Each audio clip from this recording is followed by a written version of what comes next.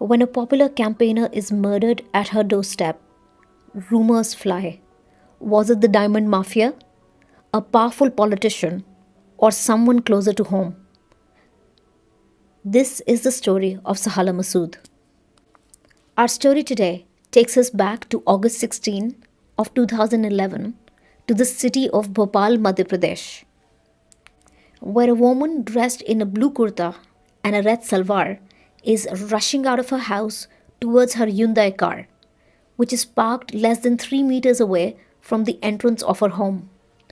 It was already past 11 am and she was running late to join a rally which she has organized for a campaign called India Against Corruption, a nationwide movement which began in 2011 and stretched on till 2012.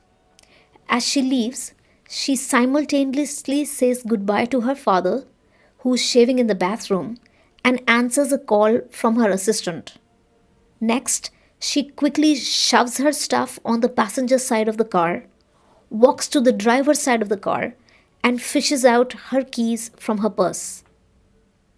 Cut to several minutes later, this woman's aunt, busy with her work on the computer, gets up and walks to the balcony because she realizes she's forgotten to dry some laundry. Briefly glances down from the second floor. She sees that the car hasn't moved an inch from the parking spot. Realizing this, she rushes down to check on her niece. She's really concerned that the niece might have fainted due to weakness from the extended 14-day fasting of Ramadan, which was on top of her already packed schedule. The niece is a successful 38-year-old businesswoman who runs an event management company from her office in the heart of industrial Bhopal. As the aunt rushes towards the car, she notices that her niece is slumped towards the passenger side. As she steps closer, she sees blood gushing out of her niece's trachea. Reflectively, a loud cry for help escapes her mouth, and she catches the attention of her brother and the neighbors. The police are immediately summoned as the family can tell that she has already passed away, and the woman's father is heard repeatedly saying the same thing. Meri bachchi ko maar diya. They killed my little one. The constables arrive shortly and cordon off the area. As the onlookers and the media rush to catch a soundbite at the scene, the investigation begins. The people on the scene are interviewed, and the police do their best to stop people from contaminating the crime scene. A few hours later, on the same day, an autopsy is performed around 2 pm by the famous coroner Dr. Barkul, the head of the medical legal department of Gandhi Medical College, Bhopal. By the evening of the same day, this woman's body was taken to the mosque for the last prayer. As she's laid to rest, chatter and rumors were already afoot, while her grief stricken family was still trying to come to terms with what had happened. Several possibilities were already being discussed and circulated, one of which was that the woman had harmed herself, though no one could figure out why. Or maybe someone was trying to cover up their misdeed by spreading these rumors. So, who was this woman and why was she ambushed and killed? This woman was 38-year-old Shehla Masood, a business owner with an exhaustive list of accomplishments. She was an environmental activist, an anti corruption campaigner, a right to information activist. She was well known around the community in Bhopal due to her social work, and she was often interviewed by journalists. She grew up in a loving middle class family where her father, Masood Sultan, was the district librarian, and she was lovingly called Shalu. Those who loved her describe her as a bold go getter who had made it in a man's world with sheer grit and perseverance. and become so much more than just a business owner. She had morphed herself into someone who was a voice for the voiceless. And this was not a shock to anyone who knew her or knew her family. In fact, her aunt Rabab Zaidi had taken the responsibility of her entire family, educated them, settled them, and worked in the education department while still remaining unmarried. A bold and unusual move for a woman in the 1960s. Her aunt was well known for riding her Vespa scooter around town. Sahala and her sister Aisha were cut from the same cloth. They attended the illustrious St. Joseph's Convent, and Sahala did her undergraduate work at Barkatullah University, where she attended the Bhopal School of Social Science. After her undergraduate degree, she decided to get a degree in journalism, which suited her bold personality.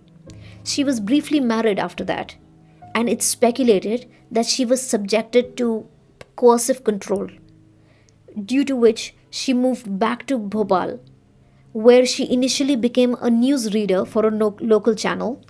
Then she tried her hand at organizing fashion shows, and after dabbling in a few different things, she settled on event management business. She organized events around town for the rich and the powerful. Her work gave her the opportunity to rub shoulders with several political figures. One in particular was an elected member called Dhruv Narayan Singh. This man, the politician Dhruv Narayan Singh, he hailed from a politically powerful family and was the son of a former chief minister of Madhya Pradesh, who had also served as the governor of another state, a state called Bihar. Sahala was closely associated with Dhruv Narayan Singh, and their acquaintance is rumored to have turned romantic. After establishing herself as a successful business owner, she turned her attention towards community activism, filing several right to information requests against corrupt, high up police officers and politicians to see where the funds paid by the Indian taxpayers were going. She took her work very seriously and wrote a blog called Let's Change the Rules, where she detailed her work as an activist. She took a lot of interest in saving tigers. When a particular tigress called Junjuru was killed by a drunk driver in Bandhavgarh National Forest by an elected minister's son, she held a press conference demanding accountability. She asked questions that all ordinary Indians had in mind. For example, why was the car allowed to enter the forest reserve? Why was the car allowed there at night? So naturally, one of the theories after her murder was that one of the higher-ups she had pissed off had come after her and killed her. Another theory was that she was garnering a lot of limelight owing to her work as a multi-case crusader, which pissed off many political minions and political leaders alike. Yet another theory was that the diamond mafia had silenced Sahala. Reportedly, Sahala had written letters to various ministers informing them about illegal mining of diamonds in the Chhatarpur area in Madhya Pradesh, which involved the Australian mining giant Rio Tinto. But the police ignored all these angles and settled on blaming Sahala's cousin Rahil. The police claimed that because he tried to help his sister by moving her body and tried to get her some medical assistance, this meant that he was trying to hide something or that he was jealous of her. Some gossip and rumors even speculated that the men in Sahala's family had killed her due to a misplaced sense of honor. When all this failed, the police simply declared that Sahala had killed herself. But the media was running more credible angles about her murder.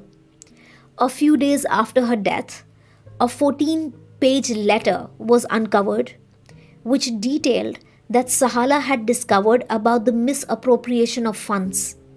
With all her activism coming to light, the Minister of Rural Development begged the Chief Minister of Madhya Pradesh to take the death of Sahala seriously and demanded that something be done to give her family justice. In fact, on August 18, 2011, her death was raised in the parliament of the country. Then, hours later, the Chief Minister of Madhya Pradesh, Shivraj Patil, declared that the matter would be handed over from the police to the CBI. Her death went viral and was discussed on British, American, even Australian television. Though the declaration was made on August 18 of 2011 that Sahala's case would be handed over to the CBI, it did not happen immediately. The case was in fact in limbo until September 5th of 2011. It was then formally handed over by the police to the CBI to senior officers by the name of Arun Bothra and Keshav Kumar. Both of these men had impeccable records. They were touted for their efficient and no nonsense approach. So 20 days later, around September 25th of 2016, these CBI officers began recreating the crime scene. On the day the CBI took over, the Outline magazine published Sahala's last interview, where she said, quote, "I fear for my life, but I will go on," unquote. A few days later, the CBI offered a reward of 5 lakh rupees or the equivalent of $6,000 for information about this case. The exact time of death was narrowed to about 11:15, 11:20 am after many interviews with neighbors and family members. But although the crime had happened in broad daylight, apparently not a single person had seen the killing happen. So the CBI's only hope was anchored on a data dump from the nearby cell tower. There were almost 1 million cell phones that had connected to the cell tower on the day of the murder, August 16. And there was also the possibility that the killer was not even carrying cell phone on the morning of the murder. But despite all this, the CBI started to eliminate all suspects one by one, starting with the closest people in the family.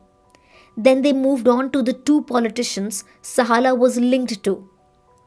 According to reports, Sahala had been seeing a politician by the name of D.N. Singh, and they frequently met and even traveled to Europe.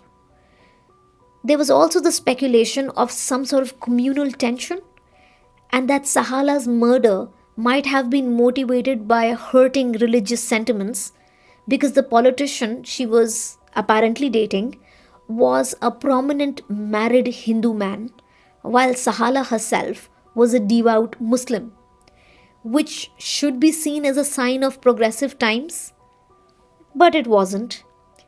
There was also the speculation that maybe she was killed by a political rival since she was aspiring to become a member of the legislature. But no matter what, almost all angles led to the ruling class of Madhya Pradesh. But there was no direct evidence.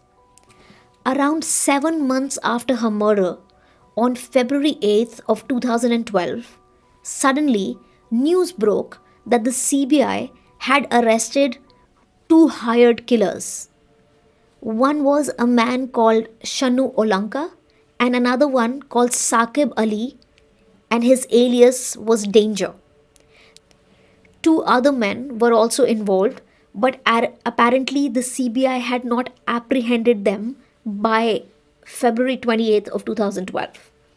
The interrogation of these accused was going on to ascertain who was the mastermind behind these contract killings. That's when a never heard before name, a name Zahida Pervez, suddenly emerged. She was apparently the one who had hired Saqib and he in turn had hired two men and promised them 3 lakh rupees or 4,000 US dollars. Minutes after the arrest, this became breaking news, and all news channels began circulating the theory that this might be a case of a love triangle and that maybe Sahala was in love with Zahida's husband, a man called Asad Parvez.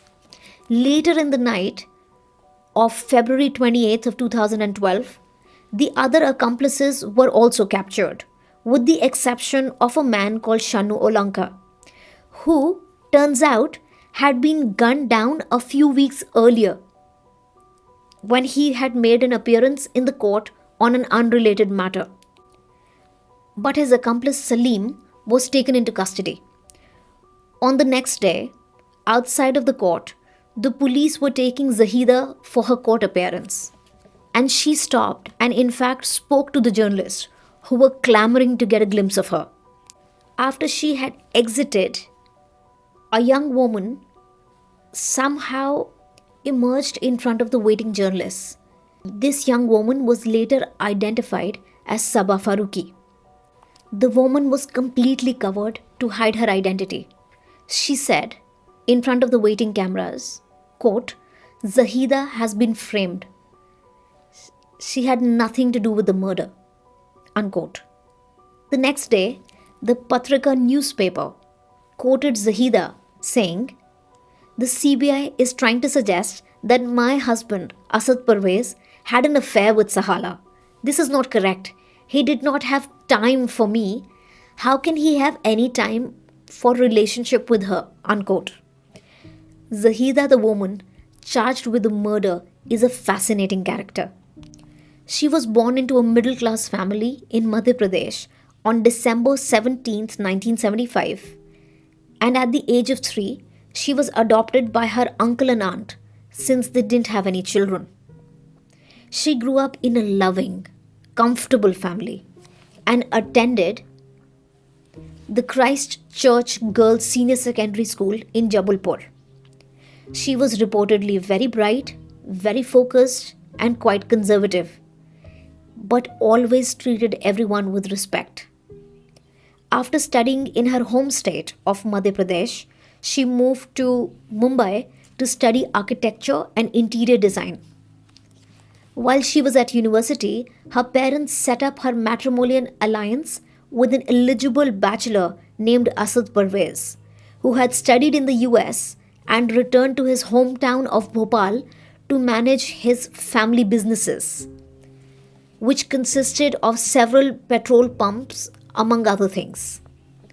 The family, in fact, lived in a historic house which Sir Syed, the founder of Aligarh Muslim University, had constructed. It's been reported that she never spoke to any of her neighbors after moving into her husband's home.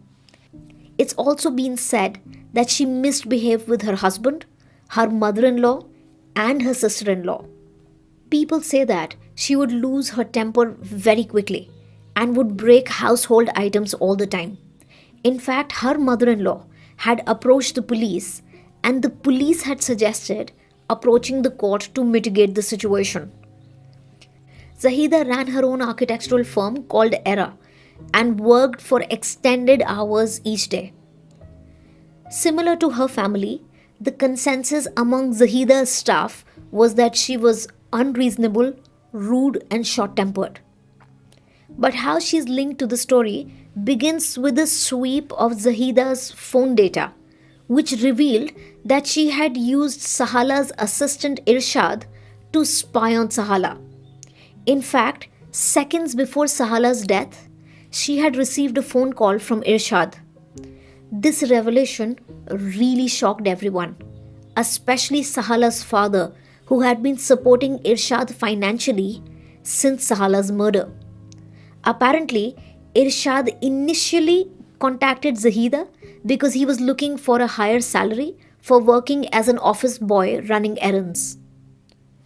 Though he never joined Zahida's office and continued working for Sahala, he would regularly give Zahida information about Sahala's whereabouts.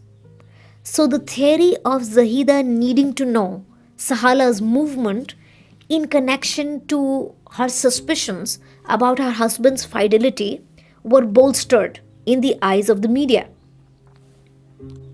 The CBI was looking for incriminating evidence other than just the cell phone link. They sealed Zahida's office and began searching it in the presence of Zahida's husband and a family friend called Sabah Faruqi. That's when the CBI found 17 newspaper cuttings about the minister Dhruv Narayan Singh, whom Sahala was rumored to be in a relationship with. While there, the police came across yet another file with two newspaper cuttings from the time when Sahala had been fasting to support Anna Hazare's India Against Corruption movement. The CBI also found several computer disks, pen drives, 10 SIM cards, memory cards, two digital video cassettes, and 40 CDs. They also found four diaries.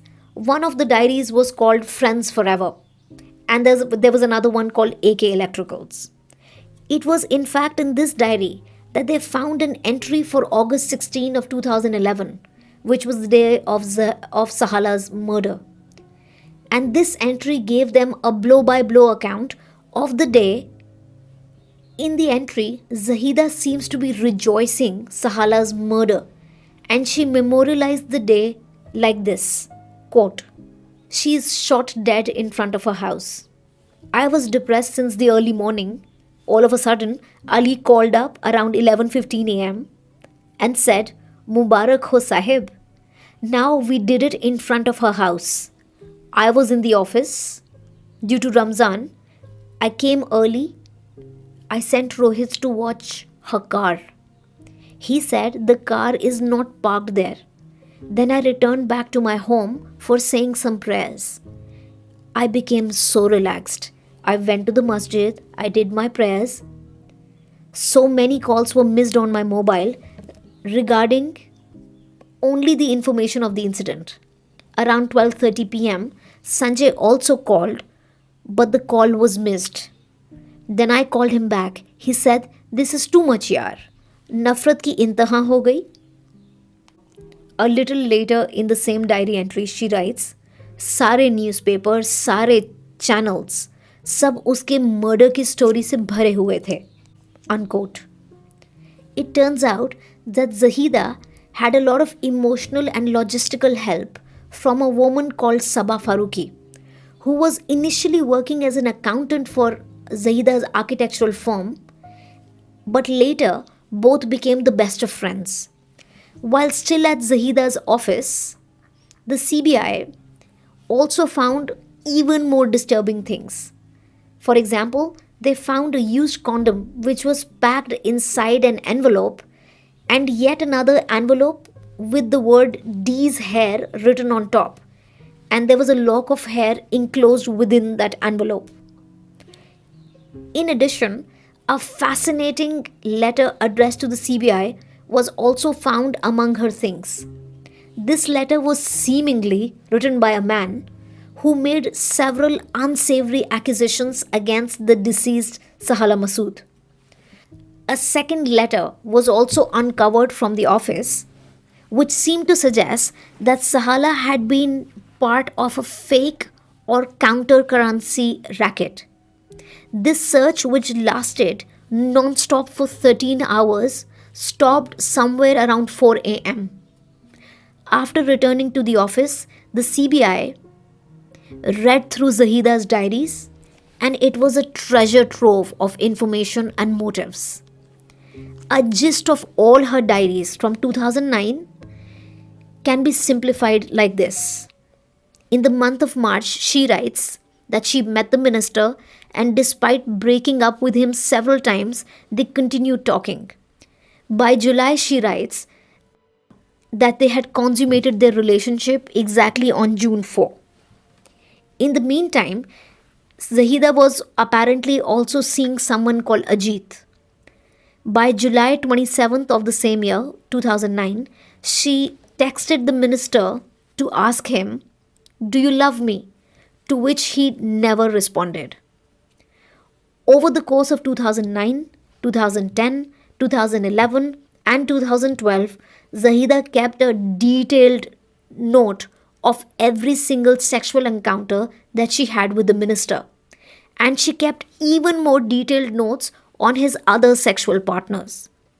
And despite knowing all the details and being married herself, she carried on this affair.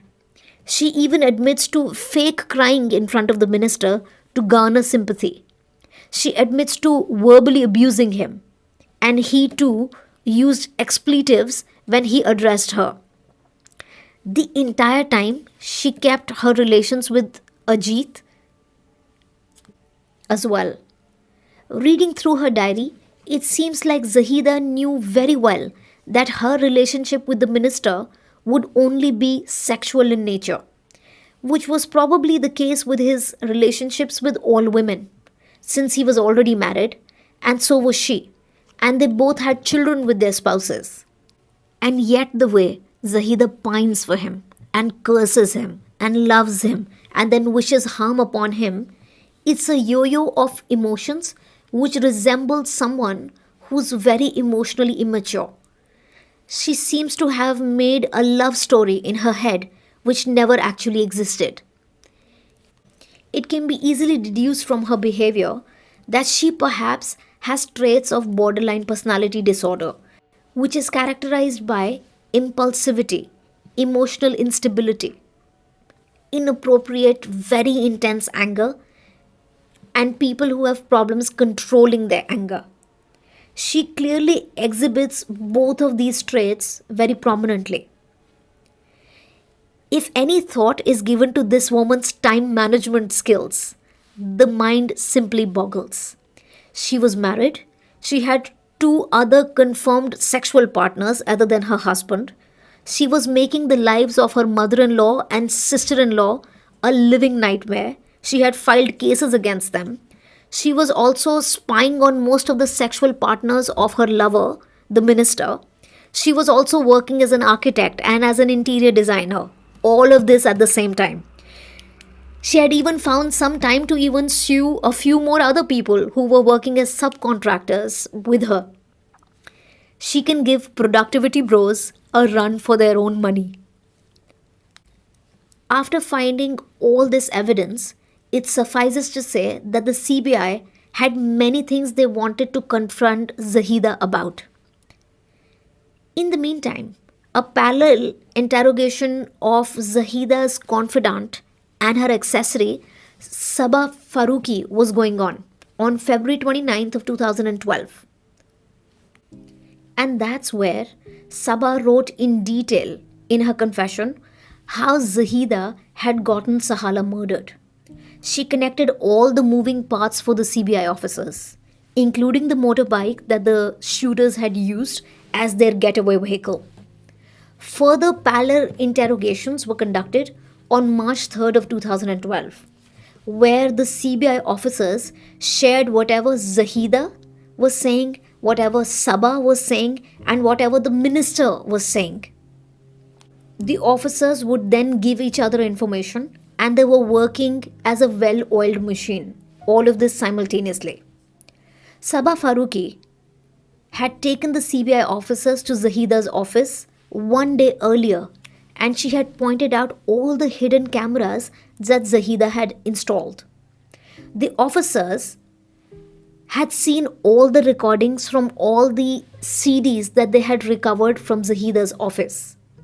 They confronted the minister with all those videos, and they made sure that he saw himself naked in action.